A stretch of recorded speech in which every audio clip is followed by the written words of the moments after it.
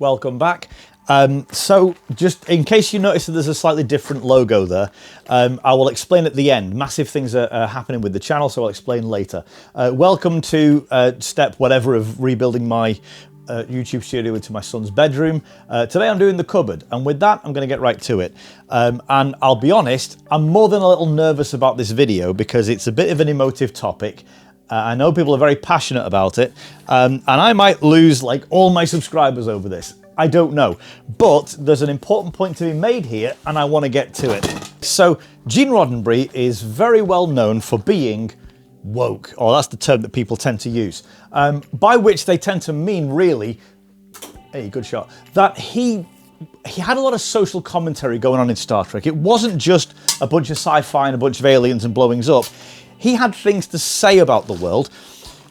But the important thing is he said them through allegory. So because censors in the 1960s, 50s, 60s, they weren't about to allow anyone to really come up and say anything controversial. TV just didn't work that way back then. So he created these alien races to represent the different aspects of humanity, our character and our history.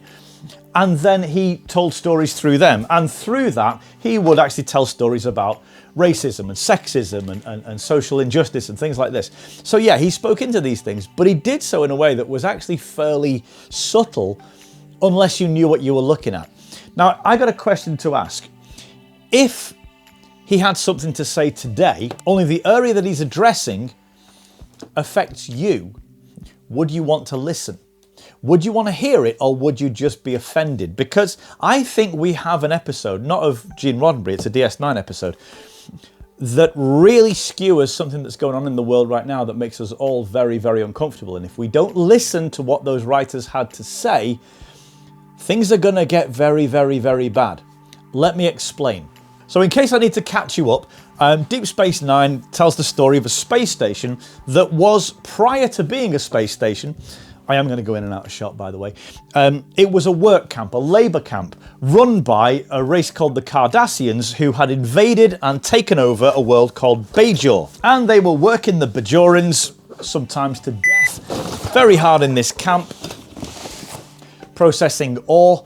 And then the Bajorans overthrew their captors with a little help from their friends, and they took over the station and started running it as their own space station, and also freed their own world with a little help from their friends. So there you have this parallel of a race that has been brutalized by another race. And then in one of the episodes, a guy turns up, a Cardassian, on the station, supposedly traveling through, which happened a lot, lots of Cardassians did. But this guy, he was recognized. There was something about him, something didn't add up. So says the major, who was the second in command on the station, who herself was a freedom fighter, one of the leaders in the resistance that drove the Cardassians away. So she's full of vim and vigor and hate and vengeance towards the Cardassians. And she sees this guy and says, something's not right about this fella. And it turns out, it looks like he may well have been at a labour camp. A very, very bad labour camp, basically a concentration camp. He may well have been one of the Cardassians there, but which one? But who? Anyway, a little investigation, and it starts to look like he's the guy that ran it. He's the guy that was in charge of one of the worst atrocities of the whole occupation. Now, very, very clearly, this is an allegory of Jews and Yahtzee Germany. Excuse me trying to get around the algorithm there. So this is as if a Yahtzee, I hate doing this, but I got to get you to see the video. So this is as if a Yahtzee leader from the 30s, 40s turned up today in Tel Aviv airport and was caught.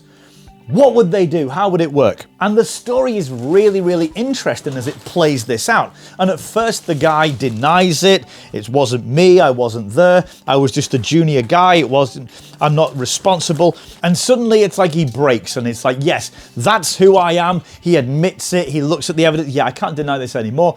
And then he gets into character and then he starts showing his true colours. But the conversations then get really, really interesting, and it's very clear that we're not talking about space anymore. We're not talking about the outer edges of the Alpha Quadrant anymore. By the way, excuse the camera if it goes blurry. It's struggling to keep up with me at the minute. There's one conversation in particular that I remember where he's talking about how his men went out into the night, into the fields of Bajoran workers, and they came back covered in blood. But they were clean, they felt clean, they were clean. And it really does bring to mind this idea of people other than you being vermin. Not to be put on trial, not to be treated as if they've done something wrong, but simply treated as unwanted trash, as vermin to be gotten rid of. And it really exposes the horror of this way of thinking. But then the twist, because after further investigation, it turns out that no, this wasn't that guy. He wasn't in charge of it. He was a minor functionary who lived there, who worked there, who didn't want to be there but had no choice. And the screams of the Bajorans to this day bring him to tears. He can't live with what he's done. And so he altered records. He made it look like he was the commander of that facility. And then he went deliberately to a Bajoran-controlled station so that he would be caught and so that he would be dealt with, because he believes his people need to pay for what they've done. And he can't live with it if they don't, and so he will take it on himself. So it turns out that this guy is a hero in the end. And of course, Major Kira, this Bajoran freedom fighter who's lived her entire adult life hating and fighting against and punishing the Cardassians, now she sees that he is a good man, willing to do whatever it takes, willing to give his own life to set things right and pay for what his people did. And just when you think this is maybe the Jews versus everybody else, everybody feels sorry for Jews, then there's a bit of a twist, because as the guy is being transported out, as it's been found, he's not that guy, so maybe he needs to stand some kind of punishment, but not that. He's being transported out, and he gets assassinated by a Bajoran. And Major Kira, the Bajoran commander, who had been the one calling most vociferously for this guy's death, his execution, she comes to his aid. No, what are you doing? This was a good man. But the Bajoran says, but he's a Cardassian. They're all guilty. They're all the same, right? And this woman says something that she never thought she would ever in her life. No. This guy was different. They're not all like that. They're not all the same. And it's a really interesting bit of writing, because it doesn't just come out saying Holocaust is bad, Jews are good. It comes out with a message that's far more nuanced than that. Otherism is the enemy. Seeing other people as being less than human because they're in a category you don't like, that's the enemy. And it's really interesting that this is centered around the analogy of the Jews, because you might have noticed they're in the news a bit these days. Now, I'm not going to argue where you should stand on the Palestine-Israel thing. You've probably got your own thoughts on that. Most people have. That's not the problem. The problem is what else is going on here, which may be affecting you more than you think. To put it into perspective, I read something the other day from a guy, I don't know who it was, and he was talking about there is another Holocaust coming. Now, before I get into this, let me just ask you, if you'd been there in those days, in the 30s, in the 40s, and today you're telling the story to your grandchildren, they're going to ask, what were you doing? Where did you stand? How did you behave on all this? Would you want to be one of the heroes who went into the concentration camps and rescued people and brought them out? Or one of the people who fought and defeated the army that was doing this to people? And let's not forget that what the Nazis were doing, it wasn't just killing people.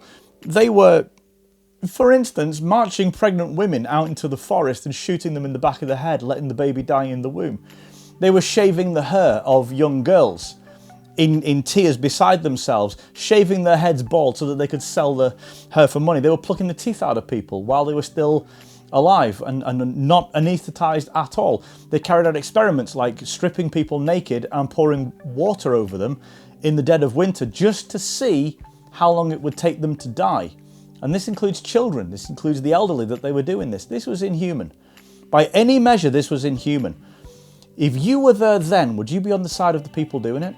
Would you be on the side of the people standing against it? Or would you be a bystander? You know, in some towns just next to some of these concentration camps. They knew exactly what was going on. They chose to look away. There were instances where it was found that they would turn the music up to drown the screams out. In one case, one of the American generals, who was in charge of the unit that freed one of the camps, he sent his men into the nearby town to bring all the people out, to force them to be involved in clearing this up and helping people and putting things right and getting rid of human waste. Not I mean the waste of humans, I mean humans that were treated as waste, their bodies. It was really, really sickening, and it's difficult to really comprehend just how inhuman and awful it was until you really look into it, but most people don't want to. Most people are happy to look the other way. But right now it's getting really difficult to do that because it's in your face an awful lot. Am I right? And we're reaching a point where people are going to start needing to make some very, very strong decisions. And this includes you. Another Holocaust is coming. And the comments that I read underneath were, to a large extent, positive. In response to the claim that another Holocaust is coming, someone said, and then there will be world peace. And this is the question that's raised by that episode. Because there's a lot of people claiming, oh, well, now the Jews are carrying out their own genocide. That, oh no, after all they went through, now they're doing it to others. Well, you get people making claims on both sides there. And again, this is echoed really well in that episode where the abused can become the abuser. Those who were hard done to can be just as evil in return if they choose to. The issue isn't whether you were a Jew, whether you were an Arab, whether you were Free Palestine. The issue is simply Otherism. Are you willing to put people who are not like you, people who are on the other side of the headlines, people who you follow tell you to hate, are you willing to put them in a box that means they're no longer human? They don't have to be dealt with in a good way, in a just way. They can be treated like vermin to be merely exposed of. When people raise this question, John, where do you stand on all this kind of stuff? My metric is simple, which is this.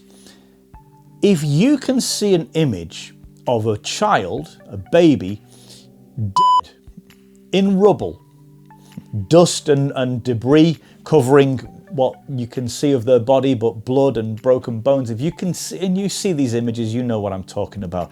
If you can see this image of a child who's been killed in an explosion, if you need to know the nationality of that child before you will mourn their death and criticize those who caused it, then you're the problem. Oh, now that stings, doesn't it? And like I said, Gene Roddenberry was brilliant at skewering the human condition and asking questions about who we are and what we're all about. He was very good at doing that, but it's really uncomfortable when the magnifying glass turns on you, because there are really big questions, really interesting questions that are very difficult to ask, and Sci-Fi does such a great job of asking those questions because it puts our issues in an entirely separate context and allows us to talk about them objectively from a distance. And Star Trek Deep Space Nine did that excellently in this episode and others. Now, I was going to maybe use this as a platform to talk about, what we've got coming up and, and that's why we need to have fans with different voices and whatnot. But it feels a bit wrong to be using this to my own advantage. So I'm not going to do that. But I will just tell you about why the logo at the beginning of the video has changed. The name of the channel is going to change as well. And I want to explain that a little bit to you. Sorry, got interrupted. Change is coming, and here's why. Ex Uno, the name of this channel so far, is an epic new cinematic universe that's built on people seeing things differently. And this is a YouTube channel where we will be posting the official Ex Uno short films when we release them. But it's also the place to discuss them, go behind the scenes, and build a community of not just fans, but creators. So we all meet here, and then we're going to discuss Ex Uno news, but we're also going to be discussing the big, dangerous ideas of science fiction with spicy takes and all, getting into the nerdiest of details, and having grown-up conversations and discussions in our community across YouTube, Discord, TikTok, and Facebook. And the community that we're building is called Ex Uno Communitas. So the name of this channel will be changing to reflect that. And there's so much more to say on that. So watch out for news and more information coming soon. Don't forget to subscribe, like, share if you can. Hope to see you next time. Thank you for listening.